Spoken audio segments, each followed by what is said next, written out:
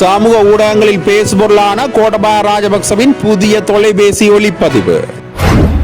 வைத்தியசாலையில் பதற்றத்தை ஏற்படுத்திய பாடகர், போலீஸ் அதிகாரி மீது கடும் தாக்குதல். தென்மராட்சியில் ராணுவத்தின் கொடூரம், ஐரோப்பிய தூதுக்குழுவின் சந்திப்பு தவறானது. 16 ஆண்டுகளில் ஒரு நாளும் துப்பாக்கியை கேட்டதில்லை, சிறி விக்ரமரத்னவின் பாதுகாவலர் வாக்குமூலம்.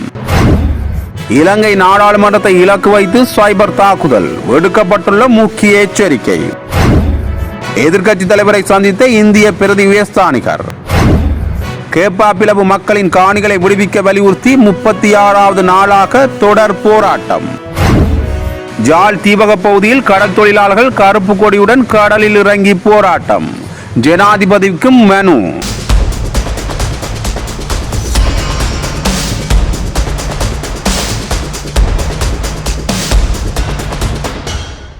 சமூக செயல்பாட்டாளரான ஒருவர் முன்னாள் ஜனாதிபதி கோட்டபாய ராஜபக்சவுடன் தொலைபேசியில் உரையாடிய ஒலிப்பதிவு ஒன்று வெளிவந்துள்ளது. குறித்த ஒலிப்பதிவு இன்று சமூக ஊடகங்களில் பேசுபொருளாக்கப்பட்டுள்ளது. அந்த உரையாடலில் கோட்டபாய ராஜபக்ச 2 ஓய்வூதியங்கள் பெற்றுக்கொள்வதாக தெரிய வந்துள்ளது. குறித்த கலந்துரையாடலை சான் கனேகொட என்பவர் நடத்தியுள்ளார். குறித்த தொலைபேசி உரையாடலில் பேசப்பட்ட விடயங்கள் வருமாறு. குறித்த நபர், ஹலோ கோட்டபாய ராஜபக்ச சேரா, உங்களுடைய பென்ஷன் எந்த காலத்தில் இருந்து கிடைக்கின்றது என்று நாட்டுக்கு சொல்லுங்கள். கோட்டா, என்னுடைய பென்ஷன் எந்த காலத்தில் இருந்தா? 90 இருந்து. நபர், 91ஆம் ஆண்டு நீங்கள் விலகி போனீர்கள் அல்லவா, மெடிக்கல் லீவ் போட்டு. கோட்டா, என்ன பைத்தியக்காரத்தனம் இது? நான் மெடிக்கல் லீவ் எதுவும் போடவில்லை. நான் 20 ஆண்டுகள் வேலை செய்தே ஓய்வு பெற்றேன். இராணுவத்தில் இருந்து மெடிக்கல் போனது தவறான தகவல்கள். அப்படியென்றால் ஜார் மெடிக்கல் போட்டது என்று நீங்கள் சொல்கின்றீர்கள். நான் மெடிக்கல் போடவில்லை. வேண்டுமானால் போய் ஆர்மி ஹெட் குவார்ட்டர்ஸில் இதை கேட்டு பாருங்கள். நபர், அப்படியென்றால் ஓய்வு பெற்ற ஜனாதிபதிக்கான சம்பளத்தை நீங்கள் பெற்றுக்கொள்வதில்லையா? கோட்டா, ஓய்வு பெற்ற ஜனாதிபதிக்கான சம்பளமும் தருகிறார்கள். அதுவல்ல விடயம், என்னுடைய பெரிய சம்பளம் இராணுவத்தில் தான் இருக்கின்றது. நபர், லெப்டினன்ட் கர்னல் தரத்தின் கீழான ஓய்வூதியம். கோட்டா, ஆம். நபர், அப்படியென்றால் ஜனாதிபதி என்ற முறையிலும் பென்ஷன் வாங்குகிறீர்கள் தானே? கோட்டா, ஆமாம். நான் பாட்டுக்கு என் வேலையை பார்த்து கொண்டிருக்கின்றேன். என்னை தொந்தரவு செய்ய வேண்டாம். நபர், அது சரி, நாட்டின் மக்களின் வரிப்பணத்தில் தானே உங்களுடைய பென்ஷனும் வழங்கப்படுகின்றது. ஜனாதிபதி பென்ஷனை எடுப்பதற்கு நீங்கள் தகுதியானவரா? நாட்டிற்கு நீங்கள் என்ன சேவை செய்தீர்கள்? கோட்டா, அது எனக்கு தெரியாது, அதை நீங்கள் தீர்மானியுங்கள். நபர், நாட்டை வங்குரோத்து நிலைமைக்கு கொண்டு சென்றமைக்காகவா பென்ஷன் கொடுக்கின்றார்கள்? கோட்டா, நான் வங்குரோத்து நிலைமைக்கு தள்ளவில்லை. அறகலைய போராட்டக்காரர்களே அவ்வாறு செய்தனர். நபர், போராட்டக்காரர்கள் இல்லையே, முழு நாடுமே வீதிக்கு இறங்கியது. கோட்டா, சரி, அது வேறொரு கதை. நீங்கள் இராணுவத்தில் வேலை செய்திருக்கிறீர்களா? நபர், நான் இராணுவத்தில் வேலை செய்யவில்லை. கோட்டா, 20 ஆண்டுகள் இராணுவத்தில் வேலை செய்வது என்பது லேசான காரியமா? நபர், எந்த வேட்டத்திலிருந்து எந்த வேட்டம் வரை நீங்கள் இராணுவத்தில் இருந்தீர்கள்? 91. கோட்டா, 20 ஆண்டுகள் 90களில் அல்ல, 70ஆம் ஆண்டிலிருந்து. அது உங்களுக்கு தெரியாதா? நபர், முதலில் டிரைபிள் அணிக்கு சென்று அதற்கு பிறகு சிங்க ரெஜிமோட்டுக்கு சென்று அதற்கு பின்னர் GRக்கு வந்தீர்கள். கோட்டா, ஆமாம். அதை மட்டும் கேட்காதீர்கள். நான் என்ன செய்திருக்கின்றேன் என்று போய் பாருங்கள். குறைந்தபட்சம் அதற்காவது ஒரு மரியாதை இல்லையா? நபர், மரியாதை இருக்கிறது. கோட்டா, எனக்கு தொந்தரவு செய்யாதீர்கள் என்றுதான் நான் கேட்கின்றேன். தயவு செய்து என்னிடம் பேசாதீர்கள்.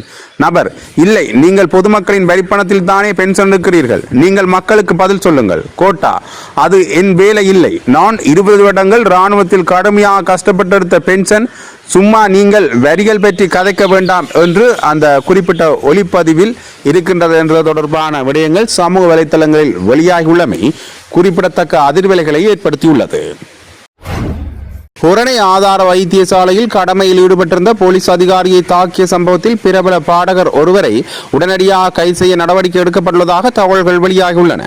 போலீசாரின் தகவல்களின்படி குறித்த வைத்தியசாலையின் அவசர சிகிச்சை பிரிவில் சிகிச்சை பெற்று வந்த தனது தந்தையை பார்ப்பதற்காக சந்தேக நபரான பாடகர் மது போதையில் சென்றுள்ளார். இதன்போது அவர் வைத்தியசாலை ஊழியர்களிடம் தகாத முறையில் நடந்து கொண்டதுடன் ஒழுங்கீனமாக செயல்பட்டதாக கூறப்படுகின்றது. அதன் காரணமாக அவரை வைத்தியசாலை வளாகத்தை விட்டு வெளியேற்ற பாதுகாப்பு ஊழியர் ஒருவர் முயன்றுள்ளார். இதன்போது ஏற்பட்ட பதட்ட நிலைமையை கட்டுப்படுத்த முற்பட்ட வைத்தியசாலை போலீஸ் பிரிவைச் சேர்ந்த போலீஸ் சார்ஜென்ட் மீது சந்தேக நபர் கொடூரமாக தாக்குதல் நடத்தியதாகவும் தெரிவிக்கப்படுகின்றது. இந்த தாக்குதலில் படுகாயமடைந்த போலீஸ் அதிகாரி தற்போது சிகிச்சைக்காக வைத்தியசாலையில் அனுமதிக்கப்பட்டுள்ளார். இச்சம்பவத்திற்கு முன்னர் குறித்த சந்தேக நபர் வைத்தியசாலை வைத்தியர்களுடனும் வாக்குவாதத்தில் ஈடுபட்டுள்ளமே தெரிய வந்துள்ளது. இந்த நிலையில் தப்பிச் சென்றுள்ள சந்தேக நபரை கைது செய்வதற்காக விசேட விசாரணைகள் முன்னெடுக்கப்பட்டு வருவதாக செய்திகள் வெளியாகியுள்ளன. வடக்கு கிழக்கில் காணாமல் ஆக்கப்பட்டோர் தொடர்பில் ஆராய்வதற்காக உருவாக்கப்பட்ட சங்கங்கள் மற்றும் ஒன்றியங்களில் அனுபவமிக்கவர்கள் தற்போது இல்லை என காணாமல் ஆக்கப்பட்டவர்களின் உறவுகள் சங்கத்தின் உதவி செயலாளர் விஜயகுமார் தெரிவித்திருந்தார். தனியார் தொலைக்காட்சி நிகழ்ச்சி ஒன்றுக்கு வழங்கிய நேர்காணல் ஒன்றில் கலந்து கொண்டு கருத்து தெரிவிக்கையிலேயே அவர் இவ்வாறு தெரிவித்துள்ளார். அவர் மேலும் தெரிவிக்கையில், இப்போது காணப்படுகின்ற காணாமல் ஆக்கப்பட்டோர் சம்பந்தமான ஒன்றியங்கள் மற்றும் சங்கங்களில் அன்றைய காலங்களில் இருந்தவர்கள் இருப்பதாக தெரியவில்லை. நாங்கள் நீண்ட காலமாக காணாமல் ஆக்கப்பட்ட உறவுகள் குறித்து பல போராட்டங்களை முன்னெடுத்திருந்ததுடன் பல்வேறுபட்ட தரப்பினரை நேரில் சந்தித்து அவர்களுக்கான நியாயங்களை கேட்டிருந்தோம். ஆனால் எங்களுக்கான நியாயம் இதுவரையில் கிடைக்கவில்லை. இதனால் ஏற்பட்ட விரக்தினாலேயே தற்போதைய காணாமல் ஆக்கப்பட்டோர் சங்கங்களில் எங்களுடைய காலத்தில் இருந்தவர்கள் பங்கேற்பதில்லை என தான் நினைப்பதாக அவர் குறிப்பிட்டிருந்தார். அது மட்டுமில்லாமல் தென்மராட்சியில் இராணுவத்தினரது சில அட்டகாசங்கள் தொடர்பான விடயங்களையும் ஐரோப்பிய தூதுக்குழுவின் சந்திப்பு எவ்வாறானது என்பது தொடர்பாகவும் அவர் இந்த நேர்காணலில் குறிப்பிட்டிருந்தமை குறிப்பிடத்தக்கது. முன்னாள் போலீஸ் மாதிபர் சி.டி. விக்ரமரத்ன மரணம் தொடர்பிலான முக்கிய தகவல்களை சாட்சியாளரான மெய் பாதுகாவலர் நீதிமன்றத்தில் வெளியிட்டுள்ளார். சி.டி. விக்ரமரத்ன துப்பாக்கிச் சூட்டுக்கு இலக்காகி உயிரிழந்த சம்பவம் தொடர்பான நீதிவான் விசாரணையில் அவரது மெய்ப்பாதுகாவலர் அதிகாரியான police sergeant R.M. Prasanna Kaduwela நீதிவான் அருண இந்திரஜித் புத்தாதாச முன்னிலையில் சாட்சியம் அளித்துள்ளார். மேற்கு தெற்கு விசேட விசாரணை பிரிவின் வழிநடத்தலில் இடம்பெற்ற இந்த விசாரணையின் போது சாட்சியமளித்த பாதுகாப்பு அதிகாரி முன்னாள் போலீஸ் அதிபர் தனது துப்பாக்கியை பயன்படுத்தி தானே சுட்டுக் கொண்டதாக தெரிவித்தார். தான் 16 ஆண்டுகளுக்கு மேலாக முன்னாள் போலீஸ் அதிபர் சி.டி. விக்ரமரத்னவின் தனிப்பட்ட பாதுகாப்பு அதிகாரியாக பணியாற்றி வருகின்றனர் என தெரிவித்துள்ளார். இந்த நீண்ட காலத்தில் அவர் எந்த ஒரு சந்தர்ப்பத்திலும் என்னிடம் துப்பாக்கியை கேட்டதில்லை. உடற்பயிற்சி செய்ய செல்லும் போது தண்ணீர் போத்தல் எடுத்து செல்வதும் இல்லை, என்னை எடுத்து வரச் சொல்வதும் இல்லை என அவர் குறிப்பிட்டுள்ளார். ஆனால் சம்பவம் நடந்த அன்று அவர் உடற்பயிற்சிக்கான ஆடைகளை அணிந்திருந்தார். வழக்கமாக உடற்பயிற்சிக்கு ஆயத்தமாகும் போது காலணி அணிவது வழக்கம். ஆனால் அன்று அவர் காலணி அணிந்திருக்கவில்லை என அவர் குறிப்பிட்டுள்ளார். அப்போது அவர் என்னிடம், பிரசன்ன, உனது துப்பாக்கியை பரிசோதித்து பார்க்க வேண்டும், அதை கொடு என கேட்டார். நான் துப்பாக்கியை மட்டும் கொடுத்தேன், தோட்டாக்களை கொடுக்கவில்லை. பின்னர் பரிசோதிப்பதற்கு தோட்டாக்கள் அடங்கிய மேகசீனையும் கொடு என கேட்டதால் அதையும் வழங்கினேன். துப்பாக்கியையும் மேகசீனையும் கையில் எடுத்த அவர், பிரசன்ன, உடற்பயிற்சிக்கு செல்ல வேண்டும், ஒரு தண்ணீர் போத்தல் எடுத்து வா என்று கூறியுள்ளார். நான் தண்ணீர் போத்தல் எடுக்க சென்ற போது கணத்தில் துப்பாக்கி சூட்டு சத்தம் கேட்டது. ஓடி வந்து பார்த்தபோது அவர் துப்பாக்கி சூட்டுடன் விழுந்து கிடந்தார். உடனடியாக அவரை முன்னேறியாவ மருத்துவமனைக்கு கொண்டு சென்றோம். பின்னர் அவர் உயிரிழந்து விட்டதாக அறிய கிடைத்தது என தெரிவித்துள்ளார். சாட்சியம் அளித்த வேளையில் போலீஸ் சார்ஜென்ட் பிரசன்ன பலமுறை உணர்ச்சி வசப்பட்ட நிலைக்கு உள்ளானார். மேற்கு தெற்கு விசேட விசாரணை பிரிவினரின் கோரிக்கையை ஏற்றுக்கொண்ட கடுவலை நீதவான் அருண இந்திரஜித் புத்தாசாச இந்த சம்பவம் தொடர்பில் மேலதிக சாட்சியங்களை பதிவு செய்வதற்காக முன்னாள் போலீஸ் மாதிபரின் சாரதி மற்றும் சமையல்காரரை நீதிமன்றத்தில் முன்னிலையாகுமாறு உத்தரவிட்டார். மேலும் இச்சம்பவத்திற்கு பயன்படுத்தப்பட்டதாக சந்தேகிக்கப்படும் துப்பாக்கி, தோட்டாக்கள் அடங்கிய மேகசின் மற்றும் வெற்று தோட்டா உரை ஆகியவற்றை அரச ரசாயன பகுப்பாய்வாளருக்கு அனுப்பி அறிக்கை பெறுமாறு நீதவான் உத்தரவிட்டுள்ளார். இலங்கை நாடாளுமன்றத்தின் டிஜிட்டல் அமைப்புகளை குறிவைத்து இணையவழி தாக்குதல்கள் நடத்தப்படலாம் என எச்சரிக்கை விடுக்கப்பட்டுள்ளது. குறித்த விடயமானது நாடாளுமன்றத்தின் 2025ஆம் ஆண்டு செயல்திறன் அறிக்கையில் கண்டறியப்பட்டுள்ளது. அறிக்கையின்படி இலங்கை கணினி அவசரகால ஆயத்த குழு ஆய்வு காலத்தில் நாடாளுமன்றத்தின் தகவல் மற்றும் இணைய பாதுகாப்பு குறித்த ஒரு மதிப்பீட்டை நடத்தியுள்ளது. இந்த மதிப்பீடு இணைய பாதுகாப்பு தொடர்பான 56 பகுதிகளை ஆய்வு செய்து அவற்றில் 46 பகுதிகளுக்கு உயர்மட்ட அபாயம் காணப்படுவதாக கண்டறிந்துள்ளது. இதன்படி டிஜிட்டல் அமைப்புகளுக்குள் அங்கீகரிக்கப்படாத அணுகல், முக்கிய தகவல்களை திருடுதல், நிறுவனத்தின் செயல்பாடுகளை சீர்குலைத்தல் மற்றும் உத்தியோகபூர்வ வலைத்தளங்களை சிதைத்தல் உள்ளிட்ட தீங்கிழைக்கும் இணையவழி செயல்பாடுகள் நடைபெற வாய்ப்புள்ளதாக தெரிவிக்கப்பட்டுள்ளது. இந்நிலையில் குறித்த இணைய பாதுகாப்பு குறைபாடுகளை நிவர்த்தி செய்ய உடனடி கவனம் செலுத்தப்பட வேண்டும் என்று ஆய்வில் பரிந்துரைக்கப்பட்டுள்ளமை குறிப்பிடத்தக்கது. இலங்கைக்கான புதிய இந்திய பிரதி உயர்ஸ்தானிகர் மைத்ரேஜு குல்கர்னிக்கும் எதிர்க்கட்சித் தலைவர் சஜித் பிரேமதாசவுக்கும் இடையிலான சந்திப்பு நேற்றைய தினம் கொழும்பில் உள்ள எதிர்க்கட்சித் தலைவர் அலுவலகத்தில் நடைபெற்றுள்ளது. இந்த சந்திப்பின் போது இரு நாடுகளுக்கும் இடையிலான இருதரப்பு உறவுகளை மேலும் வலுப்படுத்திக் கொள்வது தொடர்பிலும் எதிர்கால நடவடிக்கைகள் குறித்தும் ஆழமான கருத்து பரிமாற்றங்கள் நிகழ்த்தப்பட்டுள்ளன. கடந்த வருட இறுதியில் இலங்கைக்கு ஏற்பட்ட டித்வா அனர்த்த நிலைமையின் போது அயல் நாடு என்ற முறையில் இந்தியா பெற்றுத்தந்த துரிதமான மற்றும் மனிதாயமான உதவிக்கு 220 லட்சம் மக்கள் சார்பாக எதிர்க்கட்சித் தலைவர் சயித் பிரேமதாஸ் தனது நன்றியையும் பாராட்டுகளையும் இந்திய பிரதி விவசாயிகளிடம் குறிப்பிட்டுள்ளார்.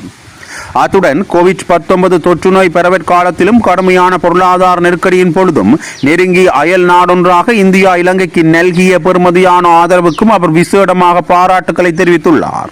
இரு நாடுகளுக்கும் இடையிலான நீண்டகால நட்புறவையும் பரஸ்பர நம்பிக்கையையும் மேலும் வலுப்படுத்தி எதிர்காலத்திலும் அபிவிருத்தி, பொருளாதாரம் மற்றும் மக்கள் நலன்பொறி துறைகளில் நெருங்கிய ஒத்துழைப்புடன் செயல்படுவதன் முக்கியத்துவம் தொடர்பிலும் இரு தரப்பினரும் இதன்போது விசேட கவனம் செலுத்தியுள்ளனர். முல்லைத்தீவு கேப்பாப்பிலவு பகுதியில் இராணுவத்தினரால் ஆக்கிரமிக்கப்பட்டுள்ளதாக கூறப்படும் தமது பூர்வீக காணிகளை விடுவிக்க வலியுறுத்தி அப்பகுதி மக்கள் தொடர் கவன ஈர்ப்பு போராட்டத்தை முன்னெடுத்து வருகின்றனர். நேற்று அந்த போராட்டம் 2வது கட்டத்தின் 36வது நாளை எட்டியுள்ளது. கேப்பாப்பிலவு பகுதியில் 55 குடும்பங்களுக்கு சொந்தமான 59.5 ஏக்கர் பூர்வீக வாழ்விட காணிகளும் மேலும் 4 குடும்பங்களுக்கு சொந்தமான 100 ஏக்கர் மத்திய வகுப்பு காணிகளும் இன்னும் இராணுவ கட்டுப்பாட்டிலே உள்ளது. தமக்கு சொந்தமான காணிகளை மீள ஒப்படைக்குமாறு வலியுறுத்தி காணி உரிமையாளர்கள் தொடர்ச்சியாக அமைதியான முறையில் போராட்டத்தை முன்னெடுத்து வருகின்றனர். தமது பூர்வீக வாழ்விடங்களில் மீள குடியேறுவதற்கான உரிமையை உறுதிப்படுத்தி காணிகளை உடனடியாக விடுவிக்க வேண்டும் என்பதே அவர்களின் பிரதான கோரிக்கையாகும். இந்த நிலையில் போராட்டம் 37வது நாளை கடந்துள்ள போதிலும் இதுவரை அதிகாரிகளிடமிருந்து எந்தவித நிரந்தர தீர்வும் எட்டப்படாத நிலையில் போராட்டம் தொடர்ந்து முன்னெடுக்கப்பட்டு வருகின்றது. இதன்போது போராட்டக்காரர்கள் ஊடகங்களுக்கு கருத்து தெரிவிக்கும் போது இன்று 2ஆம் கட்டத்தின் 36வது நாளாக போராடி கொண்டிருக்கின்றோம். எமது நியாயமான கோரிக்கைகளை ஏற்று பாதுகாப்பு பிரதியமைச்சர் இவ்விடத்திற்கு வருகை தருவதாக உறுதியளித்திருக்கின்றார். அவரின் வருகைக்காக நாங்கள் காத்திருக்கின்றோம். அவர் எமது காணி விடுவிப்பு தொடர்பாக ஆக்கப்பூர்வமான செயல்பாடுகளை முன்னெடுப்பார் என்ற நம்பிக்கை எமக்கு உள்ளது. எனவே எமது சாத்வீகமான போராட்டத்திற்கு செவிசாய்த்தமைக்கு அவருக்கு நன்றிகளை தெரிவித்துக் கொள்கின்றோம் என குறிப்பிட்டுள்ளனர். இந்திய கடற்தொழிலாளர்களின் எல்லை தாண்டிய அத்துமீறல் கடல் தொழில் நடவடிக்கைகளை கண்டித்து யாழ்ப்பாணம் தீபக பகுதி கடற்தொழிலாளர்கள் நேற்று கடலில் இறங்கி கருப்பு கொடியேந்தி போராட்டத்தில் ஈடுபட்டுள்ளனர். குறிகாட்டுவான் இறங்குதுறை பகுதியில் கடலுக்குள் இறங்கி சென்ற தீபக கடற்தொழிலாளர்கள் கருப்பு கொடிகளை ஏந்தி தங்களது எதிர்ப்பை வெளிப்படுத்தியுள்ளதுடன் ஜனாதிபதிக்கு அவசர நடவடிக்கை கோரி ஒரு மனு ஒன்றையும் விடுத்துள்ளனர். இந்திய இழுவை படகுகளின் சட்டவிரோத மீறல்களால் தங்களது வாழ்வாதாரம் கடுமையாக பாதிக்கப்பட்டுள்ளதுடன் கோடிக்கணக்கான ரூபாய் பெறுமதியான கடல் தொழில் உபகரணங்களும் அளிக்கப்படுவதாக போராட்டத்தில் ஈடுபட்ட கடற்தொழிலாளர்கள் குற்றம் சாட்டியுள்ளனர். குறித்த போராட்டக்காரர்கள் ஜனாதிபதிக்கு அனுப்பிய கோரிக்கை மனுவில் நெடுந்தீவு, நயினாதீவு, வேலணை, எழுவதீவு, அனலைதீவு, ஜாழ்குடா, பாக்குநீரிணை மற்றும் மன்னார் கரையோர பகுதிகளைச் சேர்ந்த பாரம்பரிய மீனவ சமூகங்களாகிய நாங்கள் எங்களது வாழ்வாதாரம், கடல் வளம் மற்றும் நாட்டின் கடல்சார் மரபை பாதுகாப்பதற்காக அரசின் உடனடி தலையீடு வேண்டும். மேலும் பல தசாப்தங்களாக இந்திய இழுவை படகுகள் இலங்கை கடற்பரப்புக்குள் அத்துமீறி நுழைந்து அடிமடி இழுவை கடல் தொழிலில் ஈடுபட்டு வருவதாகவும் இது வெறும் சட்டவிரோத கடற்தொழில் நடவடிக்கை மட்டுமன்றி கடலளி தளங்கள், பவளப்பாறைகள் மற்றும் மீன்களின் இனப்பெருக்க பகுதிகளை அழித்து கடல் உயிரின பல்வகமையையும் மீன்வளத்தையும் கடுமையாக பாதிக்கின்றது. மேலும் இந்த நடவடிக்கைகள் வடக்கின் கடல்சார் பொருளாதாரம், உணவு பாதுகாப்பு மற்றும் இலங்கையின் கடல்வள உரிமைகளுக்கு நேரடியான அச்சுறுத்தலாக அமைந்துள்ளது. காரைக்கால், நாகப்பட்டினம் மற்றும் தொண்டி பகுதிகளைச் சேர்ந்த இந்திய இழுவைமடி விசைப்படகுகள் கடந்த ஜூலை 16 முதல் 18ஆம் தேதி வரை 3 நாள்களில் தீபகத்தைச் சேர்ந்த 200க்கும் மேற்பட்ட பாரம்பரிய கடற்தொழிலாளர்களின் 5 கோடி ரூபாவுக்கும் அதிக பெறுமதியான நண்டு வலைகளை இழுத்து அழித்து சேதப்படுத்தியுள்ளது.